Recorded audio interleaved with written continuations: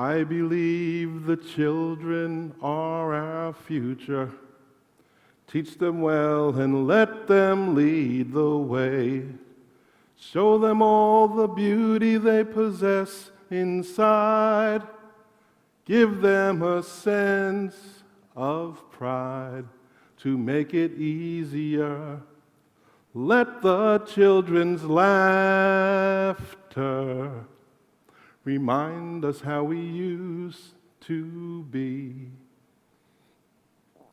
I started singing that song a few years ago as I tried to explain to people about the children in the world that I worked with, that they came from places and they were looked at in ways that made it hard for them to find laughter in their lives.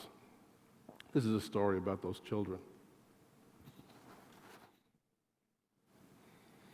I was raised in New York City in a public housing project that was located at the top of Manhattan between two rivers, the Hudson River and the Harlem River. My parents, the wise ones they were, taught me how to fish, so I spent countless hours fishing in those two rivers. They also taught me this thing that they suggested that I do called catch and release. So when I would catch the fish, I had to throw them back into the water. And I did that dutifully because I listened to my parents all the time. You laugh. I would throw the fish back, and years later, I found out before the EPA that those rivers were filled with industrial waste and toxins. And after I learned that, I started to wonder, well, we throw in those fish back so that the fish could live, or we were throwing them back so that we could live. The passion I had for fishing was something that I took with me into my adulthood, but I gained another passion as I was getting older, and that was a passion for working with children. And my work took me to working in institutions, and for years I worked at institutions for young men who had gotten in trouble with the law. And at the end of their time, we would think we did great work. And at the end of the time they were with us, we would put them in a van, we would drive them back to the places that they came from, and inevitably, many of them would come back to us. Even more sadly, many of them would die. The challenge of the communities that they were in was such that survival was a little bit tougher. I realized that childhood game that I played when I was fishing of catch and release, I was doing it again. I was taking my fish back, and the fish that I was returning were the young people that I worked with, and the toxic rivers were the neighborhoods that they had come from. I was confronted with that as I moved on in my life into an academic career, and I began to think about a model that I called risk immersion.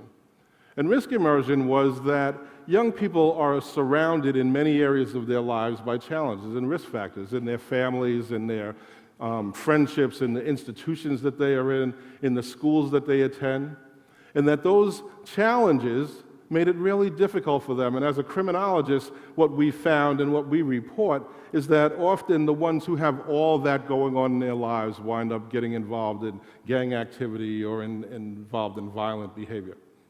And it's an ongoing challenge for them to try to negotiate. I spent countless hours doing that kind of work and concerned with how do we make this a little bit better? How do we change that? This risk immersion thing that I had thought up, I thought was new, but it wasn't. In fact, it's not unique at all. There's 200 years of research. There's research that dates back to the 1800s, early 1800s, in Europe that looked at cities in France and in Belgium. And in those cities, what we learn is that in the areas of those cities where there were high levels of economic and social disadvantage, there were high rates of crime, there was high rates of illiteracy, and lots of other things going on there. That research has been done in the United States. In the late 1800s, W.E.B. Du Bois did work in the city of Philadelphia, And in the city of Philadelphia, he looked at the Negro ward there, the 17th ward, and in that community, there were the places in that community that had high rates of economic and social disadvantage had those same sets of problems that they had seen in Europe some 60 years earlier. In the 1940s, in the city of Chicago, there were two sociologists that did extensive research on mapping crime and other social issues in that community. And what they found was that there were areas that they actually called natural areas of crime. And by natural areas of crime, they meant that no matter who lived there, crime was high in that population. And when those populations moved, so if there was an ethnic group there, when they were living there, the crime rates were high, and when they moved out, their crime rates went down. And in fact, all the other social problems that were associated with their economic struggles seemed to disappear. More recently, there's work that's been done by a guy by the name of Robert Sampson in Chicago, again, very popular place for research. And he concluded that the enduring neighborhood effect that we see in the communities in Chicago, at least, and across America, a lot of that is related to the social and economic conditions that are produced by racial and discrimination and the isolation that that produces.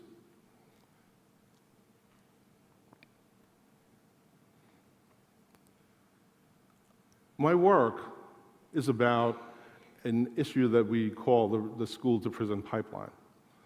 So there's a thing that contributes to kids getting involved in the institutions that we would rather them not be in. The fuel source for that rests in those communities and in those conditions that I'm talking about. I'd like to tell you a story for a minute because I think it brings home the idea of where stress and matters in these kids' lives.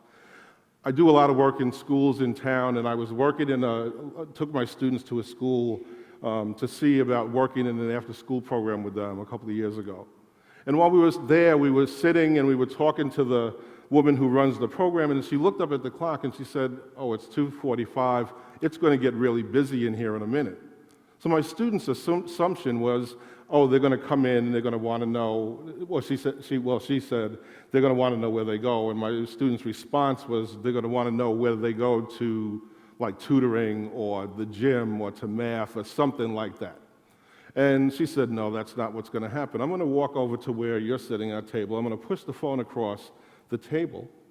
And they're going to sit in that chair you're sitting in. And when they sit down, they're going to call mom. And when they call mom, they're going to want to know where they go tonight to sleep.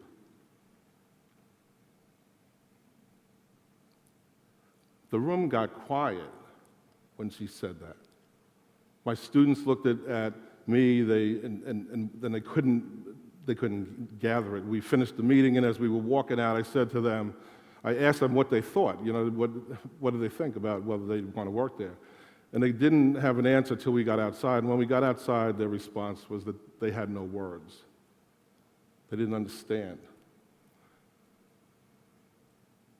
The school that we were at was in the middle of studying for the standardized tests that are used to determine whether schools are accredited or whether the children are considered to be proficient. They had been spending the entire day preparing for an exam while they were thinking about where do I go to sleep tonight. That kind of stress is not something that we think about when we declare that the schools are failures, but we declare them failures all too often. So I got asked to do a project in town that was related to my work, and we began.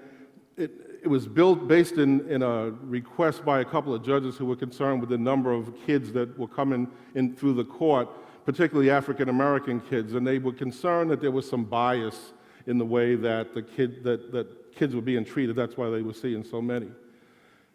I decided that I wanted to do the work in elementary schools. I wanted to go into elementary schools and see how we could make kids more successful there. They didn't understand because the court's usually older kids. And in the middle of our conversations, this Post-Dispatch put out a newspaper article that said, UCLA report says the state of Missouri leads the nation in the suspensions of African-American children. 2 weeks later, they put out another headline that said, the city of St. Louis leads the nation in the suspension of preschool and elementary school age children. It was really quiet in the room when we were doing the proposal because their response was, we need to go in there and try and figure out what we can do.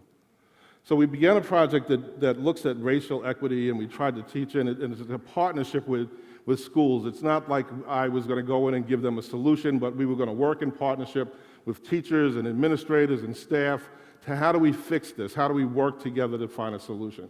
So we did training around racial equity, so race mattered. It was important that people understood that race matters in this community, in their school. We did training around trauma and stress and how race is related to trauma and stress that kids experience. And even more importantly, how is trauma related to what they're experiencing as teachers in the buildings that they're in? We've done that work, and the teachers turned to us and said, we get it. We understand. We understand that the children are distressed, but we have issues in the classroom that we need more resources. We need more to deal with this.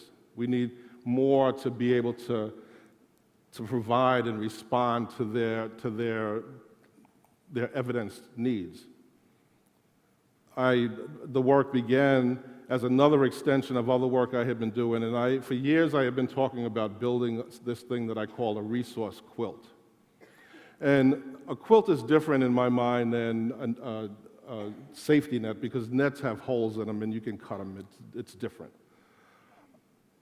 The quilt had cultural value and it also had meaning for me personally. And I started talking about building a resource quilt in town with people that I work with, and I explained to them this story. That when I was a kid, I grew up in that project in Upper Manhattan, and as I was growing up, one year my grandmother from Savannah, Georgia sent us a box with presents in it.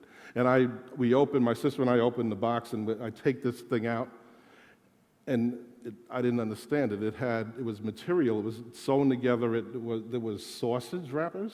They were red, they were blue, yellow, they were different colors. My sister and I didn't understand it. We kind of laughed about it, but my parents explained that thing that she had sent us was called a quilt. And quilting was a really important part of particularly African American heritage because often all that was available were the pieces of material to put together blankets to keep warm and to make the family whole. So my grandmother had, after she had saved all these pieces of material, had taken them out of the box and sewn them together in a way that made them this thing that she called a quilt. And that quilt was something that was important because it was an act of love. It was a representation of the love she had for me and my sister. It kept us warm. It kept us feeling that there was something more there. And as I worked with people in this community, I said, we need to become a quilt of resources. We need to, if you're an organization, you need to be willing to join in no matter how big you are, no matter how small you are, so that you can be a part of something that doesn't fall apart, that represents the love we have for this community, particularly for the children of this community, because that's where my passion lies.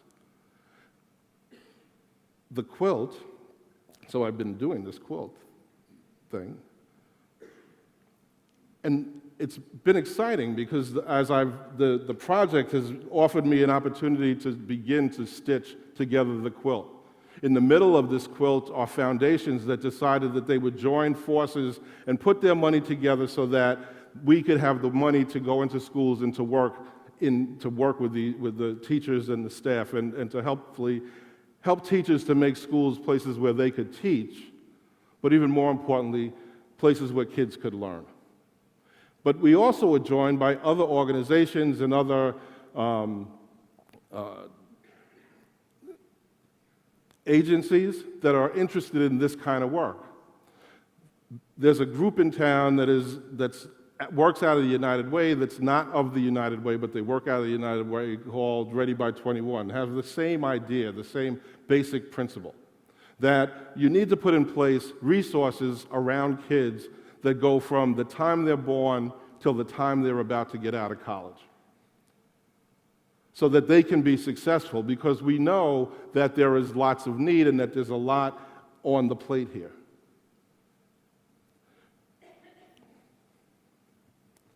The quilt that I have up behind me, that I'm taking down,